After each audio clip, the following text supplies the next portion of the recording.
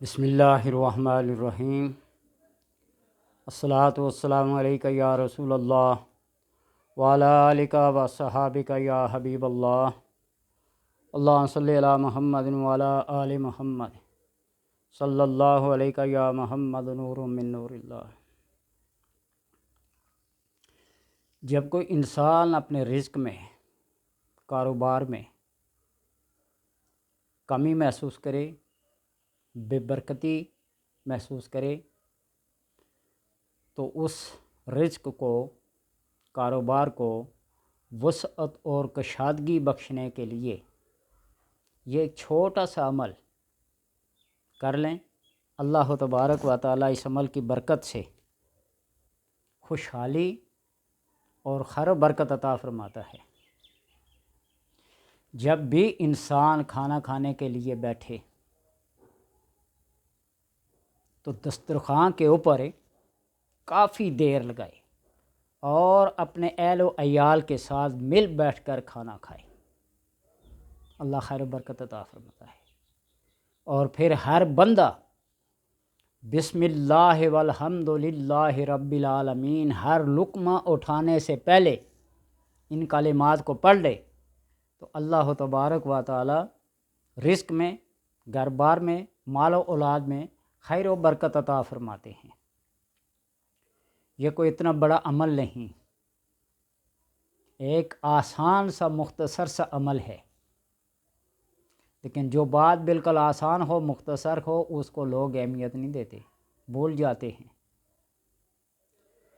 تو اس لیے کھانا کھانے سے پہلے، ہر لقمہ اٹھانے سے پہلے بسم اللہ والحمد للہ رب العالمین پڑھے، اللہ تبارک و تعالی رزق وافر مقدار میں عطا فرمائیں گے، خیر و برکت ہوگی، اتفاق ہوگا گھر میں۔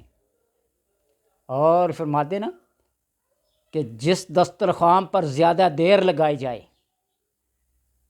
ماں باپ، بہن بھائی، اولاد ایک دسترخوان پر بیٹھ کر کھائے اور کافی دیر میں، اللہ تبارک و تعالیٰ اس کا حساب و کتاب بھی نہیں لیتے۔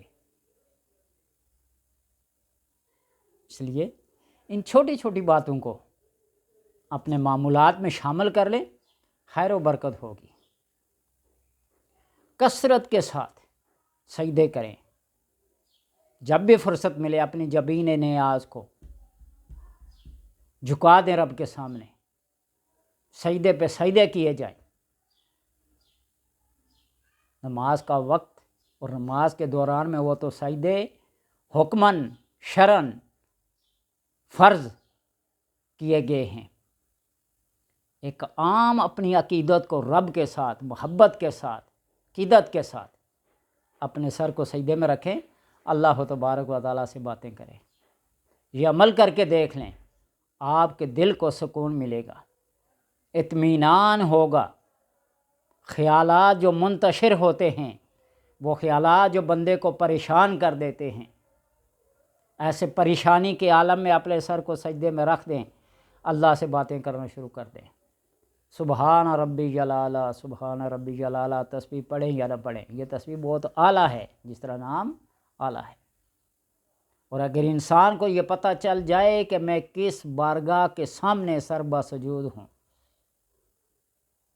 تو وہ قیامت تک اپنے سر کو سجدے سے نہ اٹھائے۔ تو اس لیے یہ عملیات جو ہیں، یہ انسان کی زندگی کے اندر خیر و برکت پیدا کرتے ہیں۔ ذرا کوئی عمل کر کے تو دیکھیے صحیح، مادیت کے لیے ہم کیا سے کیا نہیں کرتے، روحانیت کے لیے جس میں رب کے ساتھ رابطہ مضبوط کرنے کے اسباب ہوں، ذرائع ہوں، ان کو ہم چھوڑ دیتے ہیں۔ اپنے رب کے ساتھ رابطہ پختہ کیجیے۔ قرآن کی تلاوت اور نماز یہ دو ایسی عبادات ہیں کہ بندہ رب کے ساتھ اور رب بندے کے ساتھ ہم کلام ہوتا ہے۔ اگر کبھی غور و فکر سے اس بات کے اوپر سوچ کر دیکھنا تو پھر انشاءاللہ ساری زندگی ان دو عبادات سے کبھی منہ نہیں موڑیں گے۔ اللہ تبارک و تعالیٰ سب کے لیے خیر و برکت عطا فرمائے۔